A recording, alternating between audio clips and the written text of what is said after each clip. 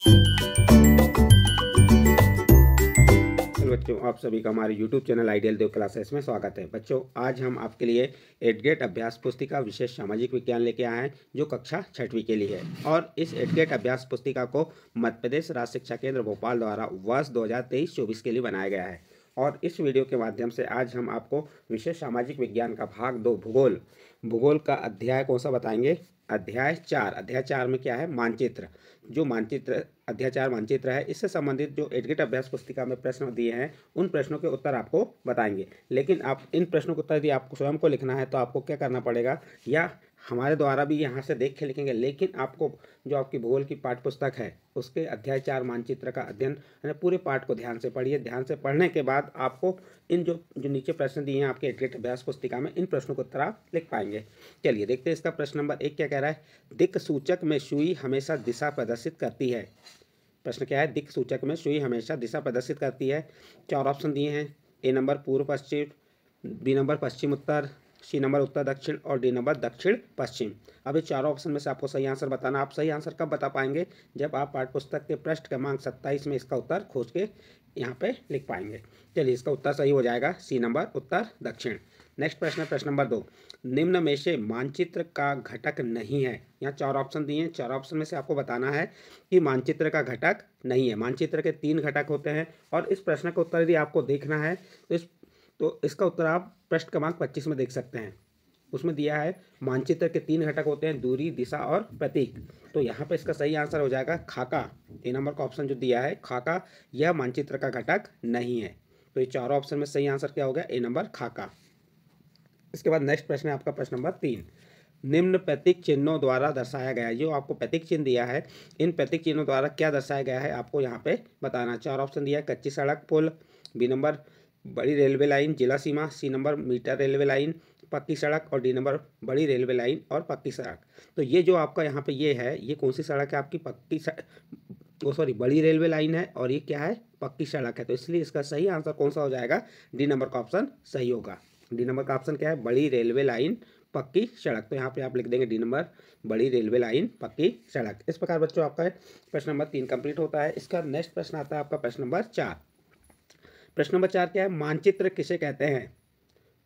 तो जो आपका प्रश्न है प्रश्न नंबर 4, मानचित्र किसे कहते हैं, आप इसका उत्तर कहाँ देखेंगे?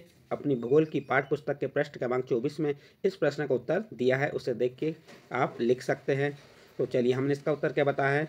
गोलाकार पृथ्वी अथवा उसके किसी भूभाग का मापन के अनुसार समतल सतह पर चित्रण मानचित्र कहलाता है। मानचित्र शब्द की उत्पत्ति लैटिन भाषा के शब्द मैपा से हुई है। इस प्रकार से आप प्रश्न नंबर 4 का उत्तर लिख सकते हैं। इसके बाद नेक्स्ट प्रश्न आता है आपका प्रश्न नंबर 5। प्रश्न नंबर 5 क्या कह रहा है? मानचित्र के प्रमुख घटक कौन कौन से हैं? तो बच्चों अभी ही बताए थे हमने, मानचित्र के 3 घटक होते हैं। कौन कौन से होते हैं? नंबर 1 दूरी, नंबर 2 दिशा और नंबर 3 प्रतीक। तो इस प्रकार आप प्रश्न नंबर 5 का उत्तर भी लिख सकते हैं। नेक्स्ट प्रश्न है आपका प्रश्न नंबर 6। चित्र क्रमांक 4.1 में दिए गए पैमाने को पढ़कर बताइए कि कागज पर 1 सेंटीमीटर धरातल पर कितनी दूरी दर्शाता है। और इस प्रश्न का उत्तर आपको कहाँ देखना है? भूगोल पाठ्य पुस्तक के पृष्ठ क्रमांक 26 में। अब पृष्ठ क्रमांक 26 में इसका उत्तर दिया है। कौन सा चित्र देखना है? चित्र क्रमांक 4.1। और चित्र क्रमांक 4.1 में देखना क्या पूछा है, उसमें दिए गए पैमाने को पढ़कर 1 सेंटीमीटर धरातल पर कितनी दूरी दर्शाता है। तो आपको पृष्ठ क्रमांक जो 25 है, पृष्ठ क्रमांक 26 में आप इसका उत्तर देख सकते हैं। वहाँ पैमाना बना हुआ है।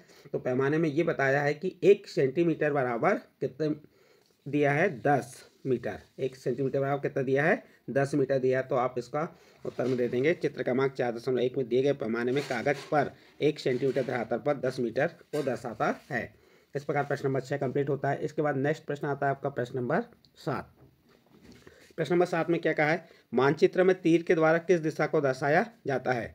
और इस प्रश्न का उत्तर भी आप पृष्ठ क्रमांक 26 में देख सकते हैं और यहाँ पे लिख सकते हैं। तो आप उत्तर बताएंगे मानचित्र में तीर के द्वारा उत्तर दिशा को दर्शाया जाता है। दिशा के बिना मानचित्र पढ़ना मुश्किल होता है। नेक्स्ट प्रश्न है आपका प्रश्न नंबर 8। मानचित्र व रेखा चित्र में क्या अंतर होता है? चलिए उत्तर देखते हैं। पहले हम मानचित्र बता देते हैं, फिर रेखा चित्र।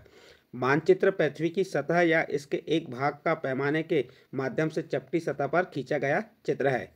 और रेखा चित्र क्या है? रेखा चित्र एक आरेखण है जो पैमाने पर आधारित ना होकर याददाश्त और स्थानीय प्रेक्षण पर आधारित होता है। इस प्रकार से बच्चों आप प्रश्न नंबर 8 मानचित्र व रेखा चित्र में क्या अंतर है वह बता सकते हैं। नेक्स्ट प्रश्न है आपका प्रश्न नंबर 9।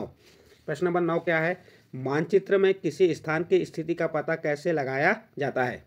प्रश्न क्या है, मानचित्र में किसी स्थान की स्थिति का पता कैसे लगाया जाता है। तो आप उत्तर में बता देंगे उत्तर पूर्व, दक्षिण पश्चिम तथा उत्तर पश्चिम इन बीच वाली दिशाओं की मदद से। जो ये बीच वाली दिशाएं होती हैं उत्तर पूर्व, दक्षिण पूर्व, जैसे आपका जो मैप है उनमें देखना आप उत्तर और पूर्व के बीच वाली, दक्षिण और पूर्व के बीच वाली, दक्षिण और पश्चिम के बीच वाली तथा उत्तर और पश्चिम के बीच वाली दिशाओं की मदद से किसी भी स्थान की सही स्थिति का पता लगाया जा सकता है। आपका प्रश्न नंबर 9 कंप्लीट होता है।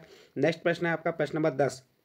मानचित्र ग्लोब से किस प्रकार भिन्न है। आप उत्तर बताएंगे। चलिए उत्तर देखते हैं, और यदि आपको अपने आधार पर उत्तर लिखना है तो आप अपनी पाठ्य पुस्तक भूगोल के पृष्ठ क्रमांक 24 में इसका उत्तर खोज सकते हैं।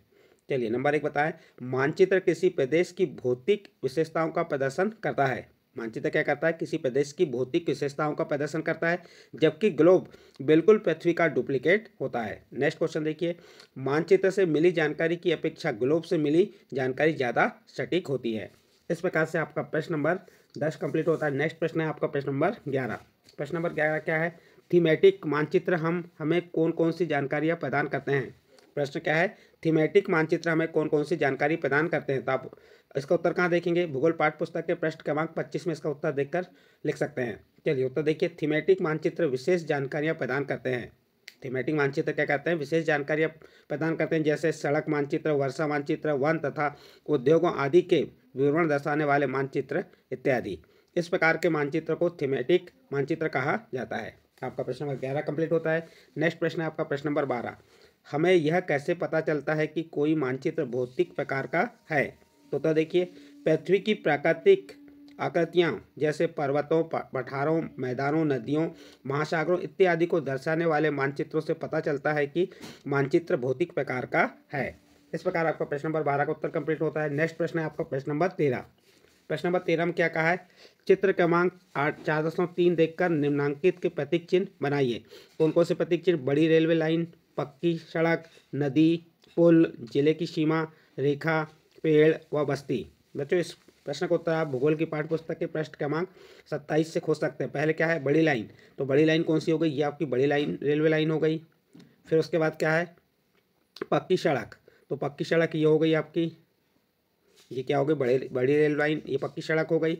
उसके बाद नदी, पुल, तो ये क्या हो गई आपकी नदी हो गई, और ये क्या हो गया, ये वाला पुल हो गया। जो आपको टिक मार करके बता रहे हैं, जो आपको पूछा है उनको बता रहे हैं। वैसे यहाँ पे आपकी बड़ी line, metre line, railway station, ये सब दिया है। ये मीटर लाइन हो गई, ये रेलवे, लेकिन यहाँ पूछा क्या है, बड़ी रेलवे लाइन, तो ये आपका बड़ी रेलवे लाइन हो गई। फिर यहाँ पे पक्की सड़क ये हो गई, और एक क्या हो गई आपकी कच्ची सड़क। फिर सीमा अंतर्राष्ट्रीय और राज्य जिला, ये क्या है आपकी अंतर्राष्ट्रीय सीमा हो गई, ये राज्य सीमा हो गई, और ये जिला की सीमा हो गई। फिर यहाँ पे अगला क्वेश्चन पूछा था आपको, सड़कें तो हो गई। उसके बाद नदी और पुल, तो आप इसको नदी ये इस टाइप से बना लेंगे और ये पुल बना लेंगे। इसके बाद जिले की सीमा रेखा कैसे दर्शाते हैं, तो ये यहाँ पे देखिए, ये जो है ना, ये वाला प्रतीक ये जिला की सीमा रेखा का है। इसके बाद पेड़ व बस्ती, तो पेड़ कौन से हो गए, ये पेड़ हो गए, और बस्ती किस प्रकार से दर्शाएंगे, इस प्रकार से, जिसमें हमने टिक मार्क लगाए हैं। आप ये चित्र अपनी एडगेट अभ्यास पुस्तिका में बना लेंगे। बाकी ये जैसे अदर आप जैसे मंदिर, गिरजाघर, मस्जिद, छतरी, ये मंदिर हो गया, ये गिरजाघर हो गया, ये मस्जिद हो गई, और छतरी हो गई। पोस्ट ऑफिस का ये हो गया PO, post of telegraph PTO, और ये पीएस। इस प्रकार से आप अपनी जो एडगेट अभ्यास पुस्तिका है उसमें जो पूछा है उसके को लिख सकते हैं। हमने यहाँ टिक मार्क करके आपको बता दिए। नेक्स्ट प्रश्न है आपका प्रश्न नंबर 14। प्रश्न नंबर 14 में क्या कहा है, प्रोजेक्ट कार्य है, अपने विद्यालय का रेखा मानचित्र बनाइए। आप जिस विद्यालय में पढ़ते हैं उसका रेखा मानचित्र बनाएंगे एवं उसमें निम्नलिखित को दर्शाएंगे। तो क्या करेंगे बच्चों, किस किस को दर्शाना है आपको, कक्षा कक्ष, खेल का मैदान, किचन सेट, पुस्तकालय, सड़क।